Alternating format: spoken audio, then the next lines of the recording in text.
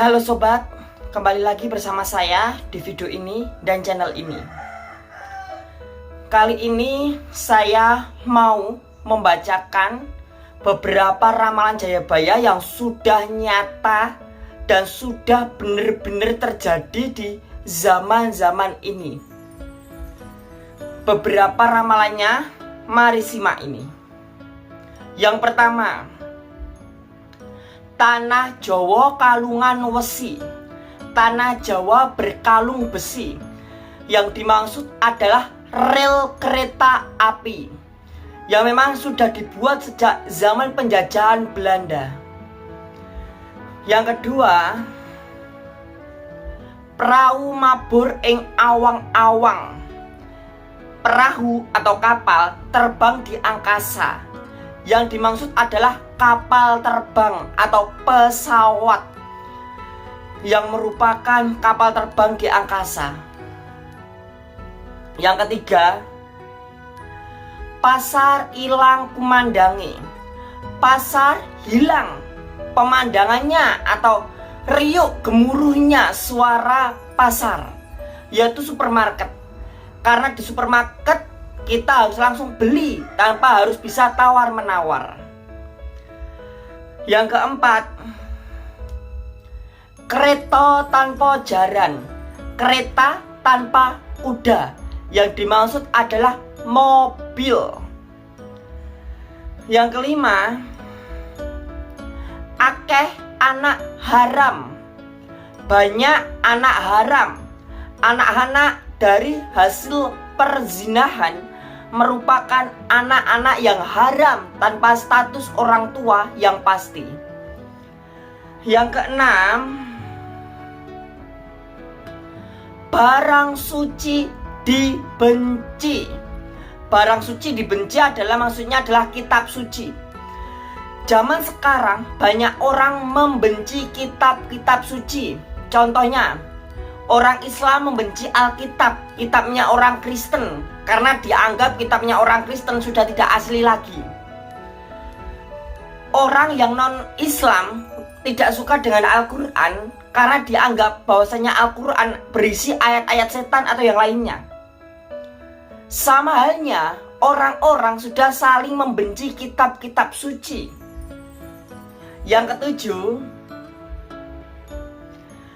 barang haram dijunjung-junjung.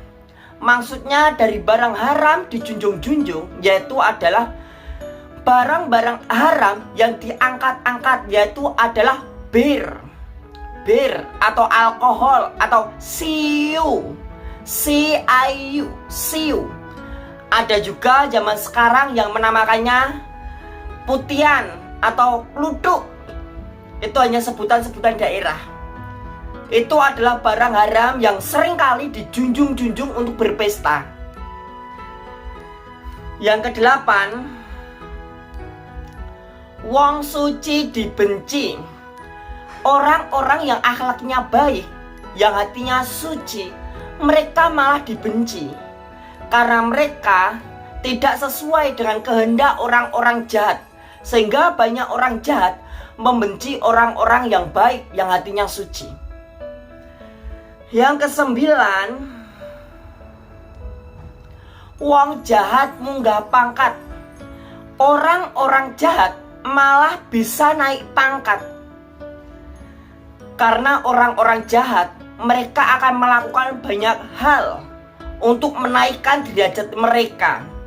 Semakin derajat mereka naik, semakin mereka mendapatkan keuntungan dari kenaikan derajat itu. Yang kesepuluh, wong lanang kaya wong wadon. Maksudnya orang laki-laki seperti wanita itu maksudnya apa? Maksudnya adalah banci-banci. Maksudnya orang laki-laki itu yang berdandan seperti wanita gitu. Pakai rok mini, langsung payudaranya diperbesar gitu ya. Operasi plastik dan lain sebagainya. Yang ke-11, wong wadok kaya wong lanang. Yang dimaksud seperti wanita yang gayanya seperti laki-laki, itu adalah wanita-wanita tomboy. Di zaman sekarang ini banyak juga wanita-wanita tomboy. Padahal dia wanita, dia punya payudara. Entah payudaranya kecil atau memang kecil banget ya, jadi nggak kelihatan. Tapi dia tuh punya memek, punya alat kelamin wanita, tapi gaya hidup dia seperti laki-laki gitu. Itu namanya wanita-wanita tomboy. Yang ke-12, omah suci diadoi, rumah suci dijauhi. Itu adalah tempat-tempat ibadah. Karena di zaman sekarang ini banyak sekali tempat-tempat ibadah yang dijauhi. Dikarenakan apa? Banyak kemaksiatan di mana-mana. Kemaksiatan yang merajalela membuat orang-orang bermalas-malas datang ke rumah ibadah seperti sinagog atau ya, lalu seperti gereja, vihara, pura, masjid, kelenteng. Lalu yang ke-13, omah Allah dipuji-puji, rumah jahat dipuji-puji. Maksudnya rumah-rumah jahat itu adalah tempat-tempat berkumpulnya orang-orang untuk berbuat jahat. Seperti kafe-kafe, karaoke-karaoke. Di kafe-kafe biasanya minum bir, mabuk-mabukan, lalu juga berzina. Laki-laki dan wanita ya berzina. Di karaokean sama, di karaokean juga bawa bir, mabuk-mabukan, alkohol. Lalu ditambah lagi nyanyi-nyanyi sampai wanita-wanitanya tuh goyang-goyang, sampai duduk di pahanya sang laki-laki. Lalu tangan-tangannya tuh meraba-raba alat kelaminnya sang laki-laki. Waduh, itu parah banget gitu ya. Padahal saya tuh belum pernah datang ke kafe maupun ke karaokean. Satu kali aja saya belum pernah datang yang namanya kafe atau karaokean. Itu belum pernah. Gak pernah tahu sampai sebesar ini loh. Lalu yang ke-14, akeh pelacur. Banyak wanita-wanita pelacur.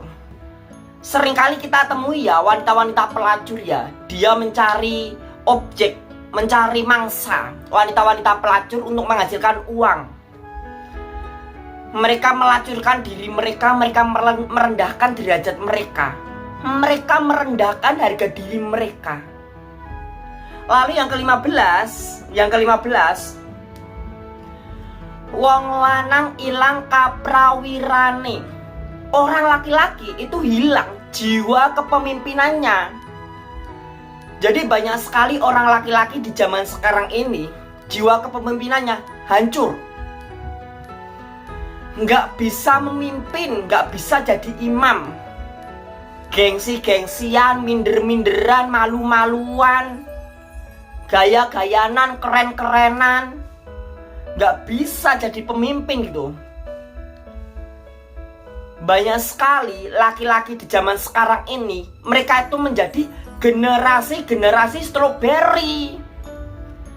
Kalian tahu gak apa yang dimaksud dengan generasi strawberry? Di zaman sekarang ini anak-anak muda banyak sekali yang menjadi generasi strawberry. Kalian tahu strawberry? Yang luarnya tuh kelihatan jambon, kelihatan merah gitu ya, kelihatan matang gitu ya. Tapi ketika digigit, dimakan, kecut. Generasi strawberry, mereka tuh dari luarnya tuh kelihatan matang, kelihatan keren, cool, bagus gitu ya. Tapi karakter dia, kepribadian dia busuk, kecut, asam. Itu namanya generasi strawberry. Mereka maunya tampil keren, dia gengsi-gengsian, minder-minderan, harus bagus, harus keren, harus cool. Tapi karakter kepribadiannya asam. Kenapa banyak sekali ya pabrik-pabrik yang menolak generasi strawberry? Karena apa? Generasi strawberry itu karakter kepribadiannya hancur, lemah, lembek.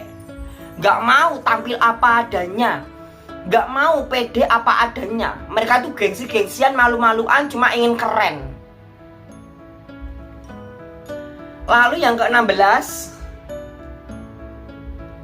Wong agung kesinggung-singgung.